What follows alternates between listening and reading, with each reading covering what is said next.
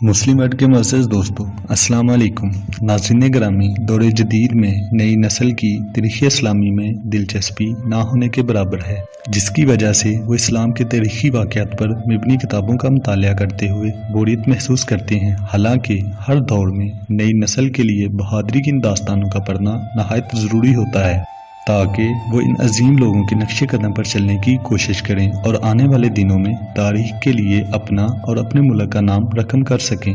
इसलिए अल्लाह ताला ने मुसलमानों को ऐसे बेशुमार सिपह सलारों से नवाजा, जिन्होंने मुख्तलिफ मौके पर मुसलमानों को बड़ी बड़ी फतूहात से हमकिनार किया, जिनमें हज़रत खालिद बिन वलीद रज़ियल्लाहु ताला अन्हु, मोहम्मद बिन कासिम, तारिक बिन ज़ियाद और सलाहुद्दीन अय्यूबी वगैरह के नाम शामिल हैं। नाज़रीन ग्रामी, इस्लामी लश्कर के ये जानबाज सिपह सलार मैदान जंग में दुश्मन के लिए मौत और अपनों के लिए अमन राहत के पैगंबर थे।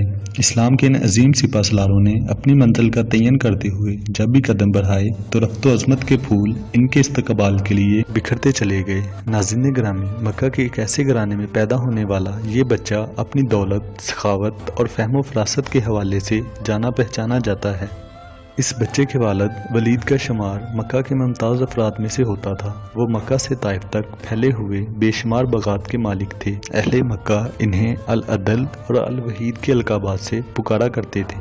वो अरब के पहले शख्स थे जिन्होंने चोरी के सिलसिले में हाथ काटने की तजवीज़ पेश की थी, जो बाद इज़ा इस्लामी निज़ाम में शामिल हुई और फौजी महारत में भी हज़रत वलीद का जवाब ना था। लिहाजा यूं इस बच्चे को दौलत और मज़ीद खूबियों का सरमाया विरसे में मिला और इस बच्चे ने बड़े शहाना अंदाज में परवरिश पाई। इसके अलावा आपको मर्दाना खेलों और फ़नून हर्ब ज़रब सीखने का भी जुनून था। आपने बचपन से ही घुड़सवारी, तीरंदाजी और शमशीर जनी सीख ली थी और नेज़ा चलाने में भी आपका कोई सानी ना था। खेल का मैदान हो या मैदान जंग, आप रज़ियल्लाहु ताला अन्हु अपनी महारत से खेल का पांसा अपने हक में पलटने के माहिर थे। कहा जाता है कि हज़रत खालिद बिन वलीद रज़ियल्लाहु ताला अन्हु ने कुश्ती में भी बड़े बड़े पहलवानों को पिछाड़ा था। एक बार मक्का में कुश्ती के मुकाबले हो रहे थे तो हज़रत उमर फ़ारूक रज़ियल्लाहु ताला अन्हु, जिनका शुमार शहर के नामवर कुश्ती लड़ने वालों में होता था, हज़रत खालिद बिन वलीद रज़ियल्लाहु ताला अन्हु के मुद्दे मुकाबल थे। दोनों एक दूसरे को पिछाड़ने की भरपूर कोशिश कर रहे थे। मुकाबला काफ़ी देर से जारी था और फैसला नहीं हो पा रहा था। अचानक हज़रत खालिद बिन वलीद रज़ियल्लाहु ताला अन्हु का दाव चल गया। उन्होंने अपने मामूजाद हज़रत उमर फ़ारूक रज़ियल्लाहु ताला अन्हु को उठाकर पटका, जिसकी वजह से हज़रत उमर फ़ारूक रज़ियल्लाहु ताला अन्हु की पिंडली की हड्डी टूट गई और मैदान हज़रत खालिद बिन वलीद रज़ियल्लाहु ताला अन्हु ने मार लिया। नाज़रीन ग्रामी, कबूल इस्लाम से पहले हज़रत खालिद बिन वलीद रज़ियल्लाहु ताला अन्हु इस्लाम के सख्त मुखालिफ थे। जंगी हालात का तज्ज़िया करने और जंगी हिकमत अमली में आप रज़ियल्लाहु ताला अन्हु को कमाल हासिल था। इसी जहानत और जंगी सूझबूझ ने हज़रत खालिद बिन वलीद रज़ियल्लाहु ताला अन्हु को कुछ अरसे तक अजीब ज़हनी कश्मकश में मुब्तला कर रखा था। लेकिन ये सन 28 ईस्वी का मौसम बहार था। पौधों पर कलियां फूल बनकर खिल रही थीं, बाजारों में रौनकें बढ़ रही थीं, क्योंकि हज का ज़माना करीब आ रहा था। इसलिए आर्जी दुकानों और ठेलों ने चहल पहल और भी बढ़ा रखी थी। लेकिन अजीब बात थी कि इस बार बनी मखजूम का शहजादा हज़रत खालिद बिन वलीद रज़ियल्लाहु ताला अन्हु कुछ अदास और खोया हुआ था। वो शहर में होने वाले जिस्मानी और जंगी खेल तमाशों के मुकाबलों से बिल्कुल लातल्लक था, जिसमें वो हमेशा से हिस्सा लेते आए थे। इनकी सोच का महवर इस्लाम की हर रोज़ बढ़ती हुई ताकत थी। हज़रत खालिद बिन वलीद रज़ियल्लाहु ताला अन्हु ये सोच रहे थे कि अब तक इस्लाम के मुखालफीन ने मुसलमानों को मैदान जंग में 28 बार ललकारा है, लेकिन अपने तमाम तर बेहतरीन साजो सामान के बावजूद जिल्लत उठाई है। कभी आप रज़ियल्लाहु ताला अन्हु के दिमाग में जंगे बदर का नक्शा उतरने लगता, जिसमें मामूली साजो सामान के साथ 313 मुसलमानों की जमात ने अबू जहल के बड़े लश्कर को शिकस्त दी थी, तो कभी जंगे उहद में मुसलमानों की साबित कदमी और जान नसारी आंखों के सामने आने लगती, तो कभी हज़रत खालिद बिन वलीद रज़ियल्लाहु ताला अन्हु चश्मे तसव्वुर में मक्का के नाकाबिले शिकस्त पहलवान अज़कार को नबी अकरम हज़रत मोहम्मद मुस्तफ़ा सल्लल्लाहु अलैहि वसल्लम के हाथों खाक चाटते हुए देखते। आप रज़ियल्लाहु ताला अन्हु का जहन बेसरो सामान मुसलमानों की इन अजीम फतूहात को समझने से बिल्कुल कासिर था, کبھی کبھی آپ رضی اللہ تعالیٰ عنہ یہ سوچتے کہ کیا مسلمانوں کے ساتھ کوئی غیبی طاقت موجود ہے اور کیا حضرت محمد صلی اللہ علیہ وسلم واقعی اللہ کے رسول ہیں۔ ناظرین گرامی، اسی کشمکش میں کئی مہینوں کا وقت گزر گیا۔ صلح حدیبیہ کو 1 سال گزر چکا تھا۔ معاہدے کے مطابق نبی اکرم صلی اللہ علیہ وسلم اپنے جانثاروں کے ساتھ عمرہ کرنے کے لیے مکہ میں داخل ہوئے۔ حضرت خالد بن ولید رضی اللہ تعالیٰ عنہ الجھے ہوئے ذہن کے ساتھ مکہ سے نکل گئے تاکہ وہ شہر میں مسلمانوں کے داخلے کا منظر اپنی آنکھوں سے نہ دیکھ سکیں۔ مکہ میں 3 روز قیام کے دوران نبی اکرم حضرت محمد مصطفیٰ صلی اللہ علیہ وسلم نے حضرت خالد بن ولید رضی اللہ تعالیٰ عنہ کے بڑے بھائی ولید سے فرمایا کہ افسوس کہ خالد میرے پاس نہیں آیا، اگر وہ آتا تو ہم اس کا بھرپور استقبال کرتے۔ خالد جیسے بندے کو اسلام سے ہرگز دور نہیں رہنا چاہیے۔ ایک دوسری روایت کے مطابق حضرت خالد بن ولید رضی اللہ تعالیٰ عنہ کے قبول اسلام کے لیے نبی اکرم حضرت محمد مصطفیٰ صلی اللہ علیہ وسلم نے دعا فرمائی تھی۔ اس کے بعد حضرت ولید رضی اللہ تعالیٰ عنہ نے حضرت خالد کو بہت ڈھونڈا لیکن ان کا کچھ پتہ نہ چلا۔ آخر کار حضرت ولید رضی اللہ تعالیٰ عنہ نے ایک خط لکھ کر کسی کے حوالے کیا اور درخواست کی کہ جب حضرت خالد بن ولید رضی اللہ تعالیٰ عنہ آئیں تو ان کو یہ خط پہنچا دینا۔ ناظرین گرامی، جب یہ خط حضرت خالد بن ولید رضی اللہ تعالیٰ عنہ تک پہنچا تو ان کی کیا حالت تھی اور اس نے کیا کمال دکھایا، اس کے بارے میں حضرت خالد بن ولید رضی اللہ تعالیٰ عنہ خود فرماتے ہیں کہ میں اکثر سوچا کرتا تھا کہ مجھے نبی کریم صلی اللہ علیہ وسلم کے خلاف ہر محاذ پر ناکامی کیوں ہوتی ہے۔ پھر آہستہ آہستہ میرے دل میں یہ خیال تقویت پکڑتا چلا گیا کہ کوئی غیبی طاقت ہے جو میرے دل میں نبی اکرم حضرت محمد مصطفیٰ صلی اللہ علیہ وسلم کے لیے جگہ بنا رہی ہے۔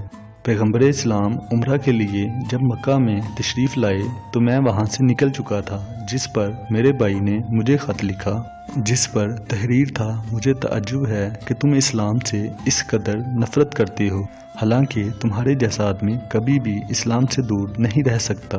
میرے بھائی، گمراہی کے اندھیرے سے نکل کر حق کی روشنی کی طرف چلے آؤ۔ خط پڑھ کر میرے دل کی حالت بدلی اور میں نبی کریم صلی اللہ علیہ وسلم کے حضور میں اسلام قبول کرنے کے لیے پہنچ گیا۔ اسلام لانے کے بعد حاکم شام کا مقابلہ کرنے کے لیے 3000 صحابہ کی فوج تیار ہوئی۔ اس فوج میں حضرت خالد بن ولید رضی اللہ تعالیٰ عنہ بھی شامل تھے۔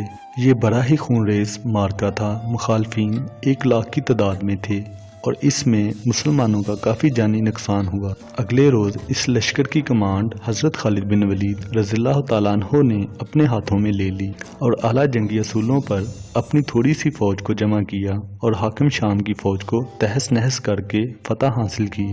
صدیق اکبر رضی اللہ تعالیٰ عنہ کے دور خلافت میں حضرت خالد بن ولید رضی اللہ تعالیٰ عنہ کی زیر کمانڈ مسلمانوں کا لشکر مختلف ممالک میں فتوحات اسلامی کے ڈنکے بجا رہا تھا اور اللہ تعالیٰ کی فتح و نصرت کے پرچم اٹھا رہا تھا۔ اسی سلسلے میں شہر ہیرا کے باغیوں کی شرارت اور عہد شکنی کی خبر پا کر حضرت خالد بن ولید رضی اللہ تعالیٰ عنہ نے شہر ہیرا کا رخ کیا۔ مجاہد اسلام کی خبر سنتے ہی اہل ہیرا اپنے قلعوں میں جا کر چھپ گئے۔ حضرت خالد بن ولید رضی اللہ تعالیٰ عنہ نے سب قلعوں کو چاروں طرف سے محصور کر لیا اور کئی شب و روز تک قلعوں کو گھیرے میں رکھا اور لڑائی اس لیے نہ چھیڑی کہ شاید یہ لوگ راہ راست پر آ جائیں، لیکن جب ان کی طرف سے کوئی تحریک نہ دیکھی تو حضرت خالد بن ولید رضی اللہ تعالیٰ عنہ نے حملہ کر کے شہر پر قبضہ کر لیا۔ قبضہ کرنے کے بعد عمرو بن مسیح جو کہ نہایت بوڑھا شخص تھا اپنے قلعے سے باہر آیا۔ مسلمانوں نے اسے حضرت خالد بن ولید رضی اللہ تعالیٰ عنہ کے سامنے پیش کی۔ حضرت خالد بن ولید رضی اللہ تعالیٰ عنہ نے عمرو بن مسیح کی طرف توجہ فرمائی اور دریافت کیا کہ تمہاری عمر کتنی ہے؟ عمرو نے جواب دیا کہ سینکڑوں برس۔ بوڑھے کے ساتھ جو خادم تھا اس کے پاس ایک زہر کی پڑیا نکلی۔ اس پر حضرت خالد رضی اللہ تعالیٰ عنہ نے پوچھا کہ زہر اپنے ساتھ کیوں لائے ہو؟ اس نے جواب دیا کہ اس خیال سے کہ اگر تم نے میری قوم کے ساتھ اچھا سلوک نہ کیا تو میں اسے کھا کر مر جاؤں اور اپنی قوم کی ذلت اور تباہی نہ دیکھ سکوں۔ حضرت خالد بن ولید رضی اللہ تعالیٰ عنہ نے پڑیا سے زہر نکال کر اپنی ہتھیلی پر رکھا اور اسے کہا، بے موت کوئی نہیں مرتا، اگر موت کا وقت نہ آیا ہو تو زہر بھی کچھ اثر نہیں کر سکتا۔ یہ کہہ کر حضرت خالد بن ولید رضی اللہ تعالیٰ عنہ نے بسم اللہ پڑھ کر وہ زہر پھانک لیا۔ اس بوڑھے نے خدا پر اعتماد کا یہ منظر دیکھا تو بہت حیران ہوا۔ عمرو بن مسیح کی زبان سے یہ کلمہ بے اختیار نکل پڑا کہ جب تک تمہاری شان کا ایک شخص بھی تم میں موجود ہے تم اپنے مقصد میں ناکام نہیں رہ سکتے۔ ناظرین گرامی، صدیق اکبر رضی اللہ تعالیٰ عنہ کے دور میں آپ اسلامی لشکروں کی سپہ سالاری کے فرائض سر انجام دیتے رہے۔ معرکہ یمامہ میں آپ نے صرف 13,000 فوجیوں کے ساتھ مسلمہ بن کذاب کی لاکھوں کی فوج کو شکست دی۔ حضرت خالد بن ولید رضی اللہ تعالیٰ عنہ کے بارے میں بیان ہوتا ہے کہ جب آپ بستر علالت پر تھے تو آپ نے قریب بیٹھے ہوئے لوگوں سے کہا، میں نے بے شمار جنگوں میں حصہ لیا، کئی بار اپنے آپ کو ایسے خطروں میں ڈالا کہ جان بچانا مشکل نظر آتا تھا، لیکن شہادت کی تمنا پوری نہ ہوئی۔ میرے جسم پر کوئی ایسی جگہ نہیں جہاں تلوار، تیر یا نیزے کے زخموں کا نشان نہ ہو، لیکن افسوس موت نے مجھے بستر پر دبوچ لیا۔ میدان کارزار میں شہادت نصیب نہ ہوئی۔ اس پر لوگوں نے ان سے کہا کہ آپ صلی اللہ علیہ وسلم نے آپ کو سیف اللہ یعنی اللہ کی تلوار کا خطاب عطا فرمایا ہے۔ آپ اگر کسی کافر کے ہاتھ سے مارے جاتے تو اس کا مطلب تھا کہ ایک دشمن خدا نے اللہ کی تلوار کو توڑ ڈالا، جو ناممکن تھا۔ یہ سن کر آپ کو کچھ اطمینان نصیب ہوا۔ حضرت خالد بن ولید رضی اللہ تعالیٰ عنہ نے جنگ احد سے حضرت عمر فاروق رضی اللہ تعالیٰ عنہ تک جتنی جنگیں لڑیں ان کی تعداد 41 ہے، اور ان جنگوں میں آپ نے ایک جنگ بھی نہیں ہاری۔ حضرت خالد بن ولید رضی اللہ تعالیٰ عنہ نے شام فتح کیا، حمص کو اپنا مسکن بنایا، اور اسی شہر میں آپ رضی اللہ تعالیٰ عنہ نے 21ویں ہجری میں انتقال فرمایا۔ آپ کی وفات کی خبر جب شام سے مدینہ پہنچتی ہے تو مدینہ میں کہرام مچ گیا۔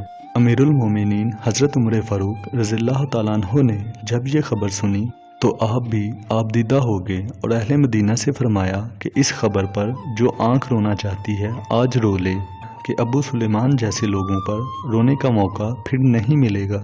حضرت خالد بن ولید رضی اللہ تعالیٰ عنہ کو جب قبر میں اتارا جا رہا تھا تو صحابہ رسول صلی اللہ علیہ وسلم تو رو ہی رہے تھے، لیکن ان کا گھوڑا جن پر سوار ہو کر تمام جنگیں لڑیں اس کی آنکھیں بھی اشک بار تھیں۔ ایک جانور کا اپنے سوار سپہ سالار اپنے مالک کی جدائی میں آنکھوں سے آنسو جاری ہونے کا منظر سب نے دیکھا۔ ناظرین گرامی، امید ہے کہ آپ کو آج کی یہ ویڈیو ضرور پسند آئی ہوگی۔ مزید اسی طرح کی معلوماتی ویڈیو دیکھنے کے لیے ہمارے ساتھ جڑے رہیے۔ آپ سے ملاقات ہوگی انشاءاللہ اگلی ویڈیو میں۔ تب تک کے لیے اجازت دیجیے۔ اللہ حافظ۔